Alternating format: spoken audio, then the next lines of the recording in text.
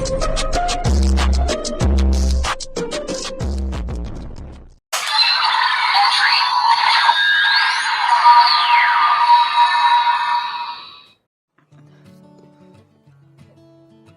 gak beres-beres ini. Agak mundur ya. Nah. Oke. Bismillahirrahmanirrahim. Assalamualaikum warahmatullahi wabarakatuh. Kembali lagi di channel Prasojo 1412 yang pertama. Dan dari kemarin tuh. Ya oke lah. Buset terang banget rasanya. Ya lampu penerangannya ke depan sini, ternyata sebelah masih siang. Ya udahlah. Oke, di videoku kali ini aku bakal lakukan bahasan singkat yang gak singkat banget sih sebenarnya. Untuk Kamen Rider Kids episode 17. Dan ya kalau misalnya mau tanya reactionku pindah kemana misalnya masih belum tahu ya, aku upload di channel satu lagi yaitu Perasaan di 1412 second. Kalau misalnya bingung, nanti link channelnya ada di kolom deskripsi atau ya coba cek di tab communityku. Biasanya aku kalau upload di channel satunya lagi aku bakal update di sana. Oke. Kalau basa-basi lagi aku langsung mulai aja daripada bismillah nih. Aku masih agak teler nih gara-gara baru bangun. Hampir sih. Tadi mana baru aja ngedit video itu di platform di station, jadi agak ngantuk aku.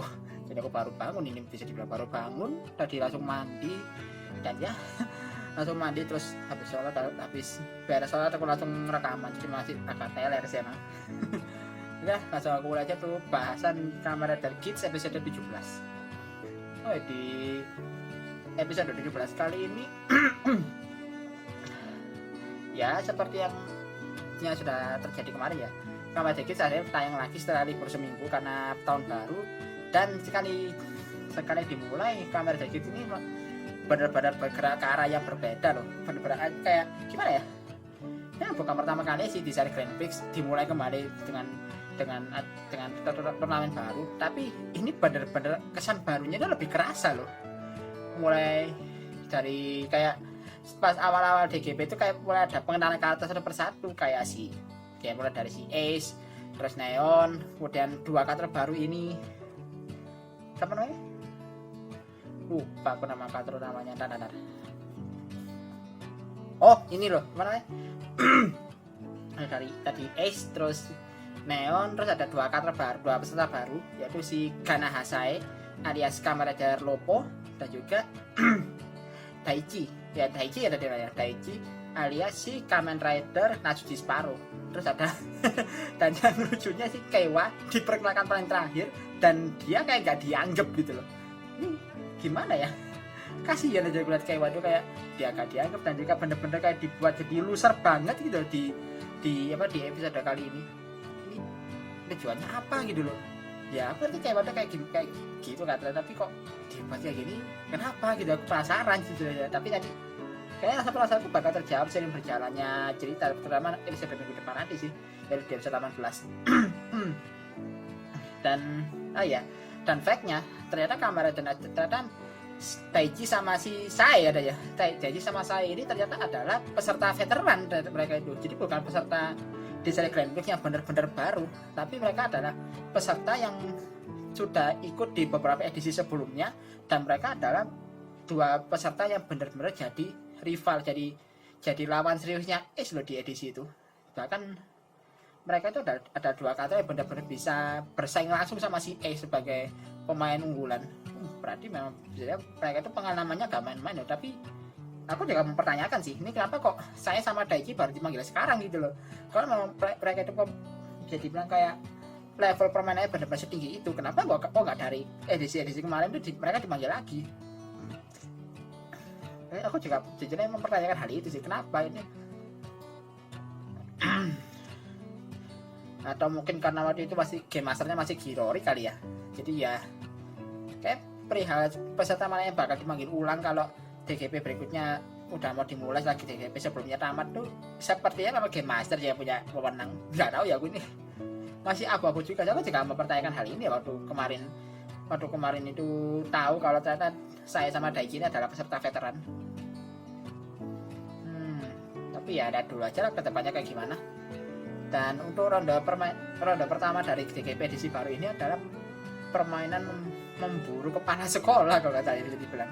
Jadi yang dilawan tuh ya ini apa, Jamato yang penampilannya kayak berandalan sekolah.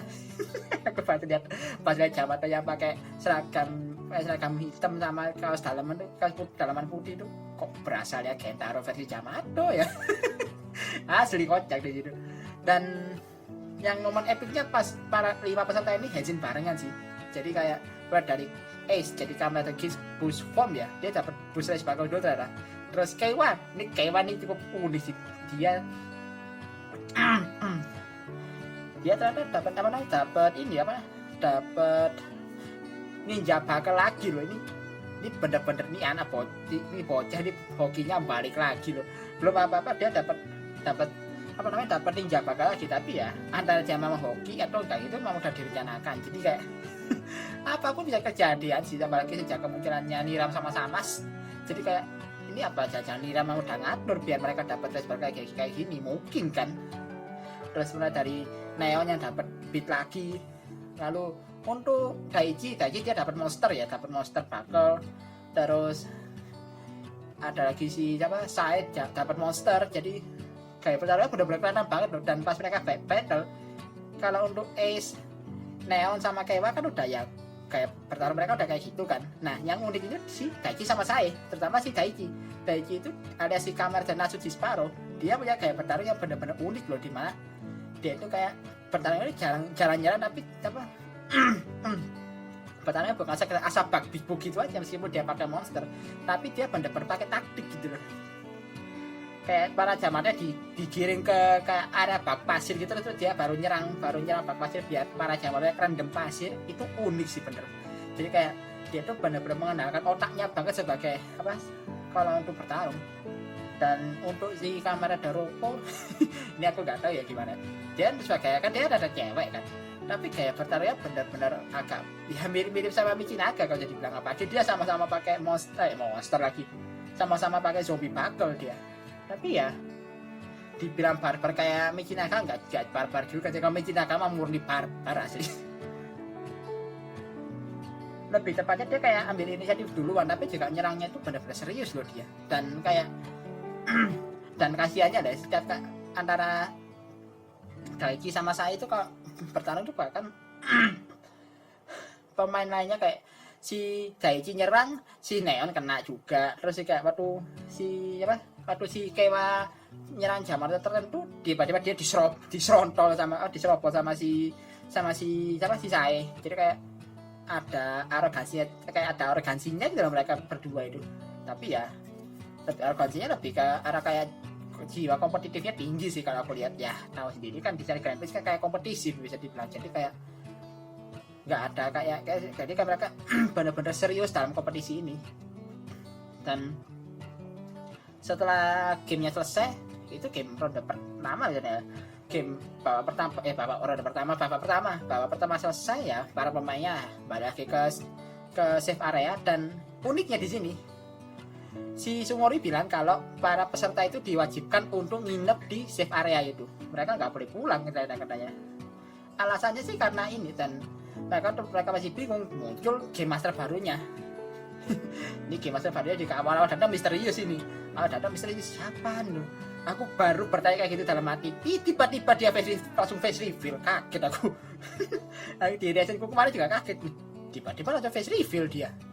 Dan game master ini dia cukup nyentrik juga loh kayaknya itu. Beda banget sama Girori yang lebih serius kan. Dan namanya Kirami ya nggak salah.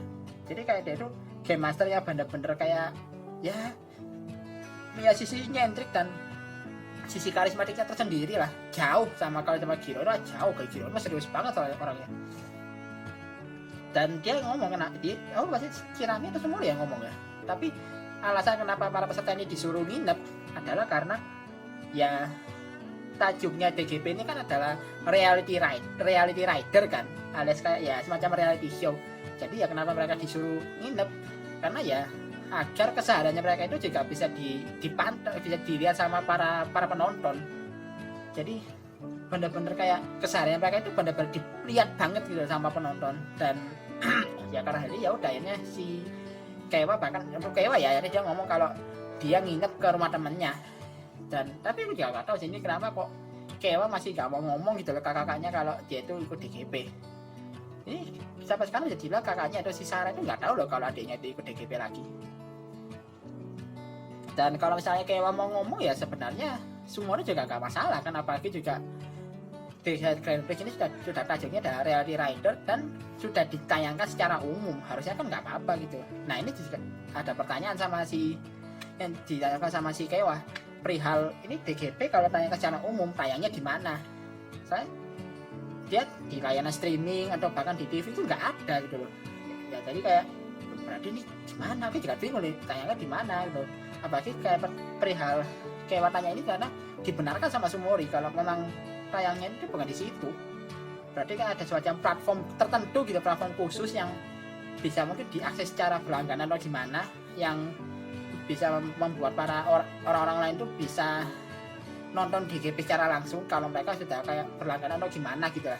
Ya konsepnya kurang lebih kayak ini sih. Kalau misalnya tahu film kayak Death Race, terus Hunger Game, kemudian Jurassic Game, yang notabene kayak ada platform tertentu yang platform langganan tertentu, yang streaming tertentu yang mereka bayar, yang mereka tonton, kan mereka bisa ikut nonton permainan yang ada di dalam film itu sendiri kan. Nah kurang lebih sih kayaknya kayak gitu sih.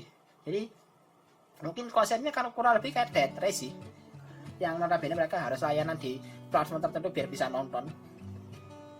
Nah, aku mikir gitu sih kemarin tuh. Entah ya bener apa enggak ya, aku cuma prediksi, cuma perkiraanku aja sih, asumsiku doang ini. Jadi kalau misalnya salah ya bisa nanti koreksi di kolom komentar. Aku juga gak masalah kalau dikoreksi, kalau aku kan juga manusia ya kadang bisa salah juga kan. Dan ya setelah itu juga ada sedikit ya sebenarnya kayak obrolan singkat, obrolan normal antara para peserta lah kayak oh iya hampir lupa, sebelum itu juga Ciami ngomong kalau ada yang namanya Desa Star. Nah Desa Star ini siapa? Desa Star itu bisa dibilang kayak mata-mata dari DGP edisi ini, yang dimana tujuan dari Desa Star itu adalah mengganggu jalannya permainan. Jadi kayak ya bisa dibilang kayak mensabotase permainan secara gak langsung lah, jadi kayak melakukan sabotase permainan secara diam-diam terutama ke para peserta. Dan itu adalah orang yang dipilih secara random oleh pihak panitia ya, untuk memang jadi pihak panitia sengaja melakukan hal itu ya mungkin buat naikin rating sih kayaknya, bagi kan ini tajuknya reality rider kan. Jadi ya adanya Desa Starnya ya memang ditujukan biar permainan yang ada itu bisa lebih menarik gitu. Nah pertanyaannya sekarang ini, Desa Starnya diantara mereka itu siapa nih?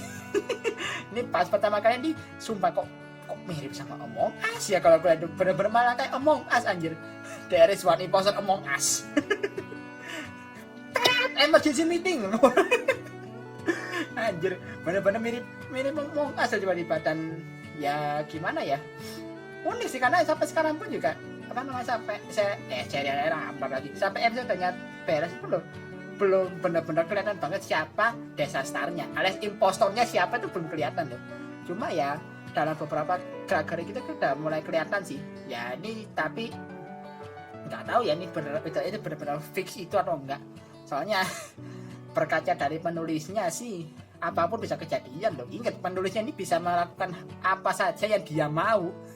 Jadi ya sekalipun udah berprediksi kayak gitu wow juga, dan juga prediksi yang benar-benar kayak menarik gitu, yang kayak konspirasi apa gitu, mending saranku jangan langsung ditelan mentah teorinya itu. Soalnya penulisnya ini bisa melakukan apapun yang dia mau loh ya, suka-suka si penulis emang. Jadi ya jangan terlalu termakan dulu lah.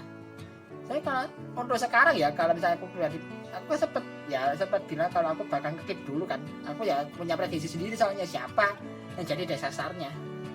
Kalau menurutku pribadi sih antara dua orang, dan ini kayak tebakan yang umum juga sih, karena kayak kalian yang nonton juga sepertinya punya pemikiran yang kurang lebih sama lah ya, yaitu antara Daiji, kalau nggak gitu sih Kewa, antara mereka yang bisa dibilang karena ya gimmicknya Daichi yang kayak ngomong kayak sedikit ngebongkar desainnya para peserta itu kayak gimana, padahal dia aja nggak tahu tuh si Kewa sama Neon kan peserta baru kan, yang bahkan dia belum pernah lihat, kok dari mana dia itu bisa tahu desainnya mereka berdua, sedangkan DGP kali ini adalah kali pertama mereka ketemu gitu loh. Itu juga akan mencurigakan sih, apalagi jika Daichi ngomong kalau keinginannya dia itu adalah memiliki pengetahuan yang dimiliki seluruh umat manusia. Jadi dia gimana ya, dia kan memang benar-benar bertarung menggunakan otaknya kan, jadi ya keinginannya nyambung lah sama kebiasaannya dia. Terus kalau misalnya ke sama Sae itu ya bukan hal aneh sih, karena mereka kan juga pernah bermain di DGP, di edisi DGP yang sama, jadi ya mungkin ya saya udah tahu ya, mungkin dia udah bisa nebak-nebak lah sedikit-sedikit, meskipun ada kemungkinan saya ngubah keinginannya ya. Keinginannya saya itu apa ya kemarin itu masalah ini ya, apa namanya, ingin bisa tetap bugar meskipun kemakan usia. Jadi dia kan olahragawan soalnya, jadi dia pengen badannya tetap fit lah sebagai olahragawan meskipun usianya bertambah. Dia katanya gitu deh desainnya. Terus yang kedua itu Kewa. Kenapa aku curiga sama Kewa? Ada beberapa gimmick yang mencurigakan loh di episode kali ini. Mulai dari Kewa yang kayak agak beberapa kali ketimpa kesialan. Terus juga pas pengenalan karakter itu kayak Kewa itu dikesampingan banget. Dia kayak bener-bener diacukan banget loh karakter Kewa itu. Terus mulai dia pas main kartu itu main kartu main setan-setanan ya. Aku nyebutnya setan-setanan sih kalau dulu zaman aku main sama teman-temanku dulu. Itu dia kayak megang kartu Joker. Nah, Joker kan kayak ada unsur tertentu kan kalau di dalam permainan kartu. Nah, ini apa jajan Kewa gitu loh. Kami mikirnya sih gitu, tapi ya bener kata si S, bahkan yang gak terlihat, yang kayak orang yang gak terlihat mencurigakan bisa juga mencurigakan loh.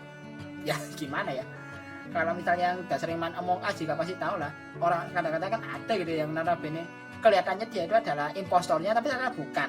Terus orang yang kayak diem aja bahkan kayak gak mencurigakan, ternyata dia impostornya. Jadi ya mending keep dulu. Jadi aku gak mau berprediksi terlalu jauh, aku juga gak mau kemakan prediksiku sendiri, takutnya ntar pas kejadian ternyata cuma begitu doang gitu. Ya gimana ya, berkaca dari faktor penulisnya sih jujur aja, faktor penulisnya kayak gitu. Apalagi juga gimana ya, ekspektasi tertinggi juga bahaya, karena apalagi kan sejak serial sebelumnya ini yang notabene aku juga sih, karena aku melakukan apa namanya prediksi jauh-jauh, ternyata kejadian biasa doang gitu. Jadi ya mending keep dulu prediksi kalian. Kalau mau share juga monggo di kolom komentar, silahkan ditulis, tapi jangan terlalu termakan. Ingat, penulisnya adalah beliau ini, jadi mending jangan terlalu kemakan. Itu saranku gitu aja sih ya. Tapi kalau kalian nggak mau terima saranku juga nggak apa-apa, itu kan hak kalian lah. Dan lanjut ke ini, adegan dimana percakapannya Niram dan Samas ya, dimana di sini kan juga perihal ini juga nyambung sama desainnya Ace nya sekarang. Dan kali ini gila sih Ace itu apa namanya, desainnya gak nanggung-nanggung loh. Dia nulis dia pengen jadi game master DGP. Sekarang gak sekedar serangan dikit-dikit itu, enggak ya, langsung dia pengen jadi game master DGP. Ya gimana ya, kayak ya boh, posisi game master sendiri kan juga bisa posisi yang benar-benar sakti, yang benar-benar penting juga kan di DGP. Jadi ya apalagi bagi Ace yang mau benar-benar mencari misteri, mengungkap misteri soal keberadaan ibunya, jadi ya nyambung bisa dibilang. Ini masuk kayaknya ada suara orang motong keramik ini, takutnya kalau masuk ya mohon maaf lah ya. Saya di tetangga aku lagi renovasi rumah, jadi suaranya kedengaran sampai sini. Terus juga dan ya ini desainnya si Ace ini, ya ampun. Desainnya si Ace ini juga dipertanyakan oleh si Samas. Ini kok gak dicegah gitu, kok desainnya kok gak ditolak aja, karena kan bahaya kalau bagi mereka itu kayak bahaya gitu. Nah, ini aku nih pertanyaan. Berarti ini dari DGP ini berarti ada bagian tertentu yang memungkinkan mereka itu bisa menentukan desain para peserta ini bisa diwujudkan atau bisa diterima atau enggak. Jadi kalau saya desainnya kayak kayak lebih nyinggung soal dalam-dalamannya DGP, itu mereka punya hak untuk menolak desainer tersebut dan peserta harus ngajukan desainer lain. Ini berarti ada misteri baru lagi nih. Dan tapi sama si Niram dia bilang nggak apa-apa, katanya juga nggak apa-apa, dia juga nggak mau masalahkan kalau memang hal itu bisa membuat DGP jadi lebih menarik. Niram nggak mempermasalahkan desainernya yang kayak menjurus banget ke pihak DGP-nya langsung. Tapi lah dulu aja ke depannya lah, aku juga penasaran sih. Ini berarti beneran ada pihak yang punya wewenang lah untuk menentukan keinginan peserta itu bisa diwujudkan, bisa diterima atau enggak. Kalau diterima ya berarti ya desainnya bisa ditulis di kartu di dalam desain cardnya mereka. Kalau enggak ya kayak kejadian si S dulu waktu dia nulis keinginan untuk ketemu ibunya, keinginannya langsung dihapus.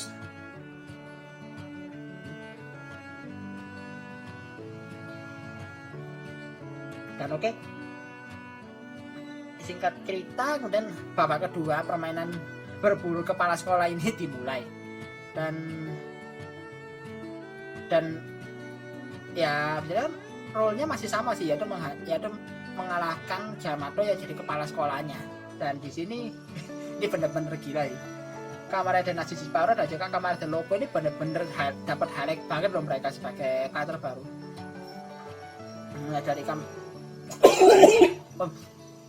Mulai dari Kamarade Lopo yang notabene langsung nyerang duluan, terus juga Kamarade Nashijiparou yang serangannya yang lebih ngandalkan strategi, itu keren banget loh. Apalagi pasti Kamarade Lopo nyerang duluan, dia kan inisiatifnya karena dia nyari langsung, kalau nyari kepala sekolah langsung aja ke ruang capsek-nya kan. Nah pas dicari sama si Kamarade Lopo ternyata ruang capsek-nya nggak ada. Nah ini gimana terus? Nah capsek gimana kalau ruangannya aja nggak ada? Dan tiba-tiba di satu kesempatan ada satu Yamato yang unik, ada Yamato yang nggak biasa, yaitu di dalam kelas ada Yamato yang kayak sedang belajar gitu.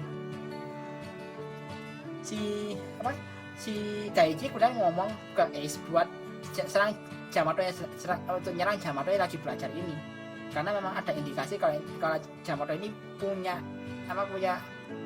semacam kayak reward tertentu lah, alias kayak ada secret mission-nya lah ya, kayak pas diserang ternyata bener setelah Yamato-nya dikalahkan, ternyata ada tulisan secret mission, kalau secret mission telah tercapai, ternyata beneran secret mission tuh. Dan setelah Yamato-nya kalah muncul box yang kayak box warna hitam ya, kayak ya boxnya DGP kayak biasa tapi warnanya hitam putih. Pas dibuka isi ternyata adalah Power Builder Ace Buckle, dipakai itu sama si Ace dan muncul Kamarade Ace Power Builder Boost Form. Ya bener gak sih sebutannya? Lupa aku. Dan dia langsung pakai yang Gigan Launcher ya. Dan kenapa dia langsung pakai Gigan Launcher? Si Ace ngomong kalau ruangan kepala sekolahnya gak ada, ya udah tinggal buat aja langsung. Jadi dia langsung nembakan si Gigan Launcher, langsung nembak kayak cor-coran, langsung disuruh dibuatin tembok, jadi kayak ruang terpisah yang jadi ruang kepala sekolah. Keren kok uniknya ini. Bener-bener ditembak cor-coran. Aduh gila sih, unik loh ini. Dan ya udah ruangan capsek-nya jadi, dan beneran loh Yamato kepala sekolah tiba-tiba muncul pas para peserta lagi sembunyi, pas waktu si SK sama Neon nginceng dari atas, ternyata Yamato-nya beneran ada di sana. Dan tanpa babi bu, langsung si Lopo robos langsung nyerang si Yamato-nya. Ya itu jadi karena cukup unik sih, dimana ternyata para Yamato para sekolah ini ngelindungi si capsek-nya, bener-bener ini capsek idaman emang. Dan di sini ya dan kemampuannya Power Builder Form diperlihatkan semua di sini. Senjatanya kepakai semua, mulai dari Gigan Launcher, terus ada Gigan Hammer itu juga kepakai, Gigan Hammer, terus juga sampai Gigan Sword yang juga yang dipakai finishing. Ini finishingnya rada lucu sih, finishingnya pakai Gigan Sword. Pedang ini kan kalau secara teknis kalau dia ini pedang repaint dari pedangnya Tokyo kan, dari Tokyo, dari Reisha Sensei Tokyo Gear. Kelihatan banget bentuknya tuh benar-benar pedangnya si Tokyo. tapi bentuk warnanya lebih ditentukan warna merah sesuai warna race battle-nya. Dan pas dipakai buat finishing, pedangnya jadi gede dong. Pedangnya jadi gede anjir. Ya ampun, lalu dihantam, blar lah dihantam ke si Jamato kepala sekolahnya, udah beres, game clear.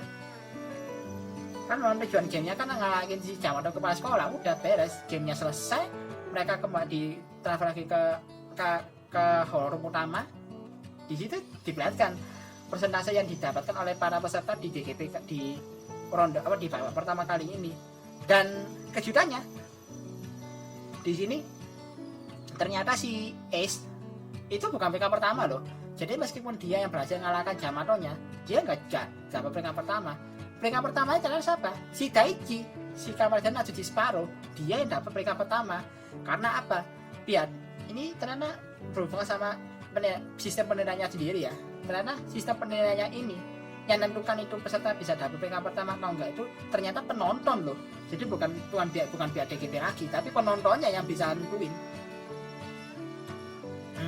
Kayak apa ya? Kayak Indonesian Idol sih kalau dipikir lagi. Jadi kenapa kok Natsuji Sparrow bisa peringkat pertama? Karena menurut para penonton si Kamarden Natsuji Sparrow ini bisa bilang punya kontribusi yang benar-benar besar loh di GGP kali di babak pertama kali ini. Mulai dari gaya taktikal banget, terus juga gimana cara dia bisa menemukan secret mission duluan itu. Jadi kayak kalian nonton, oh berarti memang kontribusinya gak main-main. Terus peringkat kedua siapa?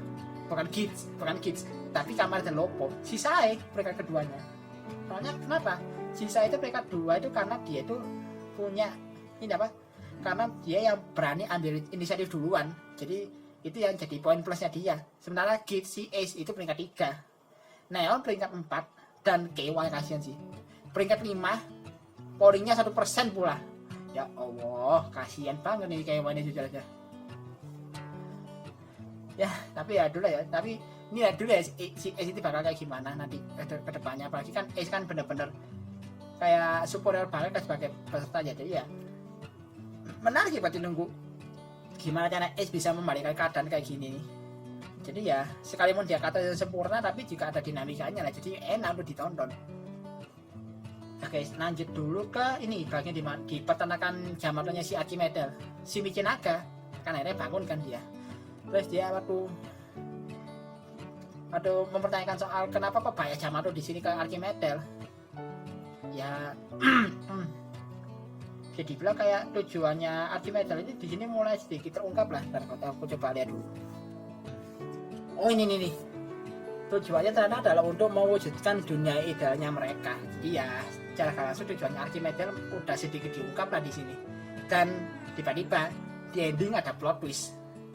Si Rook Jamato kan tiba-tiba muncul lagi. Dan dia tiba-tiba berubah jadi Kamen Rider Shiroe. Loh, tunggu. Ini berarti dari reinkarnasi atau semacamnya ini ternyata ada mulai sedikit bener mengarah lebih apa? Mulai bener nih berarti teorinya.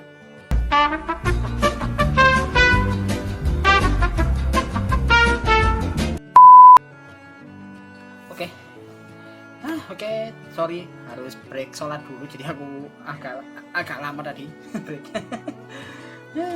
Tapi entar ya mungkin nggak akan lama banget, atau juga bakal aku edit biar gak makan durasi. Tadi sampai mana ya? Oh, perihal ini ya, kemunculannya Kamarden Shiroe yang berubah dari si Rook Jamato.